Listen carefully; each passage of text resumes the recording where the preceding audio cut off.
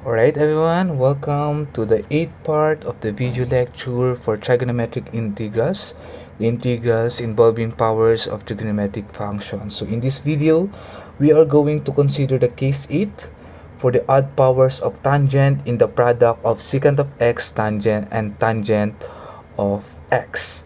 No? So sa case number 8 na to, yung product na ang titignan natin. But here, we are going to look for the odd powers. Now, kung may odd powers kasi tayo of tangent, so makikita ninyo ano yung pwede natin gawin. Now, here we just need to recall the concept of sectangent, which is equal to integral niyan, which is equal to secant of x plus secant of x plus c. So kanina ang nako-consider natin yung integral ng secant squared, tama? Which is tangent of x. Ito naman, i-consider natin integral ng tangent of x, which is secant of x. So, ideally, if you have odd powers kasi ng tangent, so pwede natin gawin, from that one, magre-remove ka ng isang tangent, magre-remove ka rin ng isang secant, no? And then, from that, yun yung goal mo, magkaroon ka nito.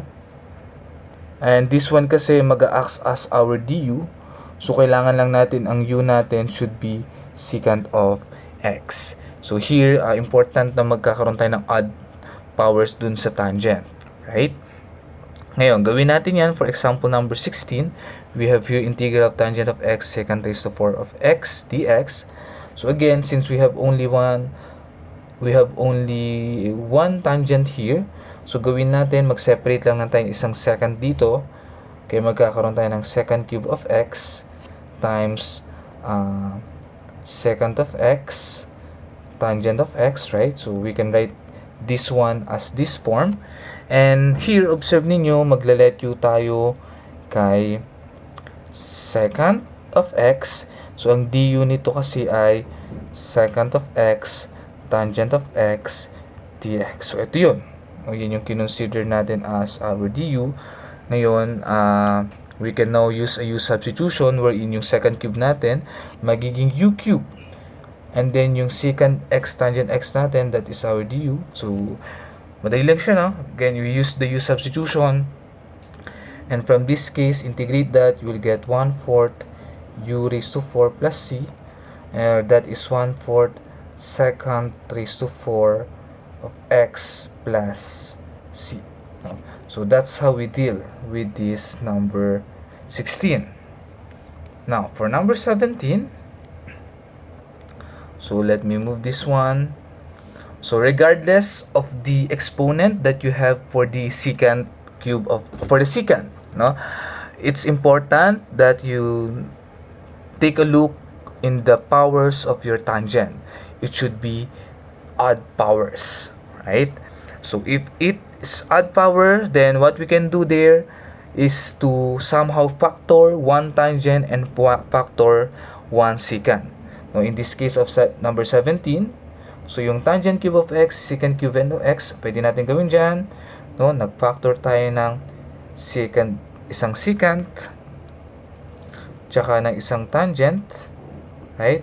So, yung matitira, magkakaroon tayo ng tangent squared of x, tsaka secant squared of x. Okay?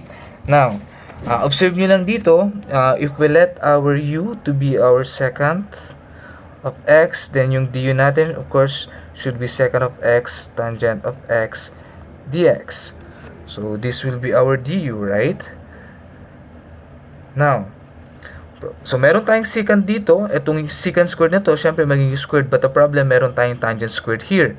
So we need this tangent squared to be converted in terms of secant. So by using the Pythagorean identities, that tangent squared is just equal to secant squared of x minus 1 times the quantity of secant squared of x, right? And then you have your secant of x times tangent of x dx. Now, by u substitution, we let u is equal to secant of x. Then you have du, which is secant of x times tangent of x dx. So, your expression now will become u squared minus the integral of u squared minus 1 times the quantity u squared, and then your du. Okay, so yan na yung ating integral. So all we need to do is to of course distribute muna na yung u squared na yan. You will now have u raised to 4 minus u squared du, then integrate term by term. This gives us 1/5 u raised to 5 minus 1/3 u cube plus c, then balik lang kay secant. We will now have here 1/5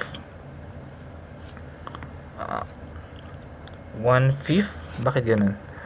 Medyo naglolo ko yung ating tab. 1/5 secant raised to 5 of x minus 1/3 secant cube of x plus c.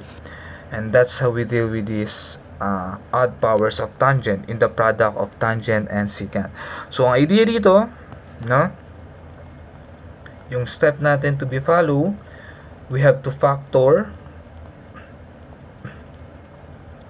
secant of x tangent of x, because this will serve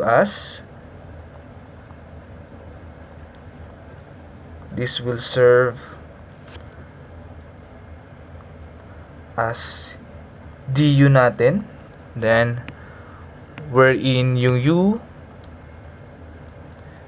is secant of x, no? So gagamitin natin yung substitution. If there is a remaining tangent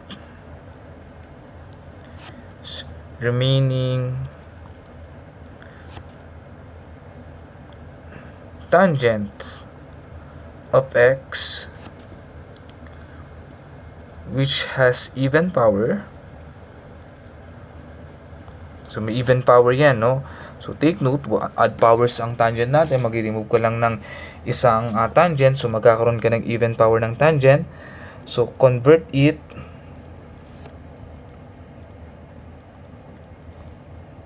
in terms of secant para makapag-u tayo dun sa secant. Okay? So yun yung idea ng ating case number 8. Okay po. So dito kailangan lang natin yung konsepto ng integral ng secant tangent. So that's it for this case number 8. So see you for the last case na i-consider natin for involving the product of secant and tangent. So that's all. Thank you for watching.